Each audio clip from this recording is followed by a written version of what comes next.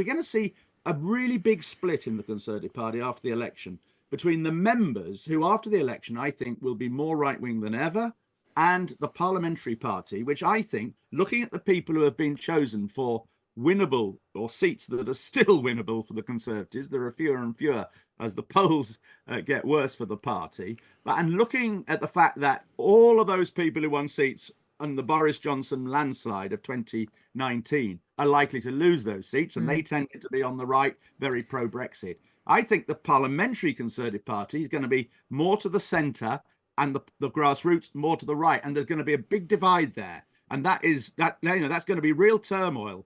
And goodness knows what comes out of that. A lot of us ask, of course, as we just said, why are we talking about Nigel Farage? Let's see if Michael Crick, political journalist and author of One Party After Another, The Disruptive Life of Nigel Farage, can persuade you that he is worth discussing. Good morning to you, Michael. Good morning. How many parties has it been then for Nigel Farage? Well, three, really. Three. He started off as a Conservative, and then he was one of the founders of UKIP. And then he tried, while he was UKIP leader in that European Parliament, he actually tried to become a Conservative MP for Tunbridge Wells. That's in my book. That was 20 years ago, in 2004. And then after a referendum and all of that, he fell out with lots of people in UKIP. He was fed up of internal democracy. And he then helped found the Brexit Party. And that then became the Reform UK. Now, of course, it's also a double meaning, or three meanings, really, that title, because what it means, the idea is one party after another, one party after going for the Conservative Party, which Reform UK are certainly doing right now and have been doing for 25 years very effectively. I think that Farage's new revived career, this is the fifth time he's come back as a party leader. It'd take all day to go through the details, but I think his recent revival all can be traced back to that idiotic decision, in my view, last summer by some, incredibly stupid people inside Coutts Bank and maybe the NatWest Group to try and block his bank account, to close down his bank account. And that he got a huge amount of public support over that. A lot of it from people who don't support his political views. I thought it was a dreadful decision on civil libertarian grounds. And he was on a high. I used to see him a lot in those days because I did a lot of appearances at GB News. And after that, he went to the Conservative conference and was feted like the sort of long lost hero, even though he was officially there as a broadcaster. Then came In the Jungle for ITV, and he's been on a high ever since.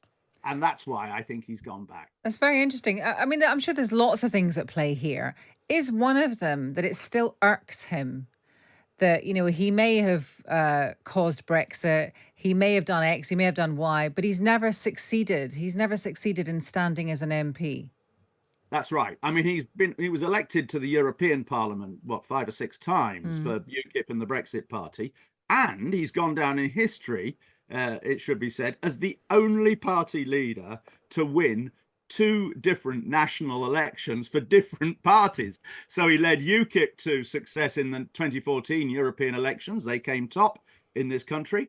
And he led the Brexit Party to similar success in 2019. They came top, and Theresa May was toppled as a result of that. And Boris Johnson was the Conservatives' attempt, I think, to try and match Nigel Farage. But yes, under the first past the post system, everywhere he's stood, he's failed. He came quite close in Thanet in 2015. But then in 2017 and 2019, he decided not to bother because he thought he'd lose. And under the first past the post, let's face it, there are probably more people in this country who hate Nigel Farage than love him. So it's very difficult. But Clacton is the best seat of all. I mean, UKIP identified that years ago in their polling. No doubt the Brexit Party, the Reform UK people have done their polling on Clacton. It's a very, although it's a Conservative seat, there's a lot of deprivation there.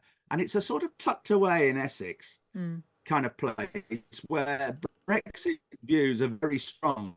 And I think the odds are must be that Farage will win that seat. Having said that, So many of my predictions about Farage over the years have been proved wrong. I wouldn't take much notice of that. No, you must be due one by now, surely.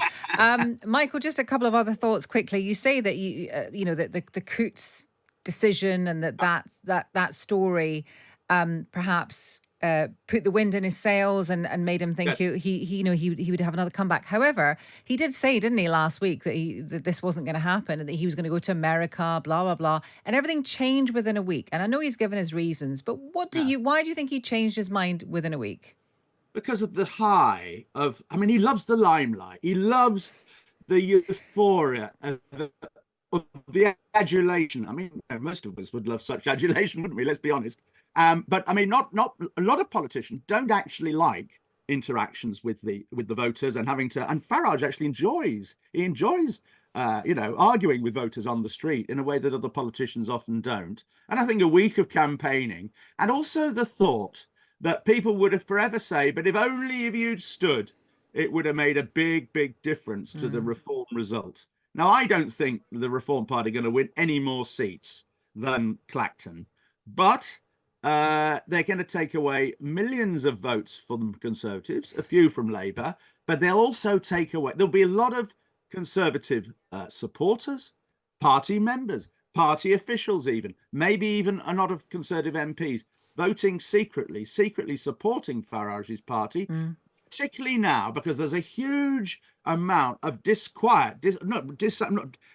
anger within the grassroots of the Conservative Party in the last few days over the way in which Downing Street and Conservative Central Office have been imposing Sunak supporters, people who are centrist left-wing Tories, on local parties in these elections. And what's been interesting is that the Conservative right have been doing very badly in the selection process over the last few years, but particularly in the last few days. And so there will be a lot of defections from the Tories to the Brexit Party, that many of them secret, so you won't notice them. But that's exactly what happened when the Brexit Party had such success in the 2019 Euros. Just finally then, Michael, we'll see what happens obviously with the election with Clacton, but what about the future for Nigel Farage, his political ambitions and actually the Conservative Party and what might be left of it after the election? Ben Habib of Reform has said in the past that he wants to annihilate the Conservatives. There is this suspicion perhaps that Nigel Farage or people within the Reform Party want to kind of take over the Conservatives, and that it's not impossible that Nigel Farage could actually be the leader of whatever the Conservatives are in 5 years or 10 years. Do you buy that?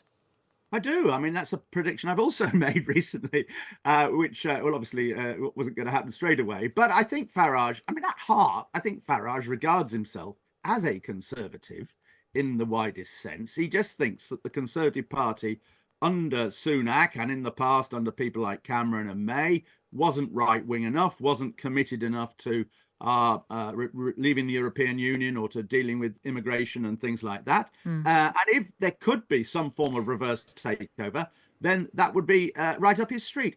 And as I say, remember, he tried to become a Tory MP 20 years ago. Yeah. What's particularly interesting about here is that we're going to see a really big split in the Conservative Party after the election between the members who, after the election, I think will be more right-wing than ever, and the Parliamentary Party, which I think, looking at the people who have been chosen for winnable or seats that are still winnable for the Conservatives, there are fewer and fewer as the polls get worse for the party, and looking at the fact that all of those people who won seats on the Boris Johnson landslide of 2019 are likely to lose those seats, and they tended to be on the right, very pro-Brexit. I think the Parliamentary Conservative Party is going to be more to the centre and the grassroots more to the right. And there's going to be a big divide there. And that's going to be real turmoil. And goodness knows what comes out of that. We need some more turmoil, I believe. Michael, thank you very much. That's Michael Crick, political journalist, author of One Party After Another, The Disruptive Life of Nigel Farage. And we should, of course, just reiterate the list of candidates confirmed as standing so far in that seat, as well as Nigel Farage, are Matthew Bensalem for the Lib Dems, Natasha Osborne for the Green Party, Jovan Owusu-Nepal, Labour Party, and Giles Watling, Conservative and Unionist Party.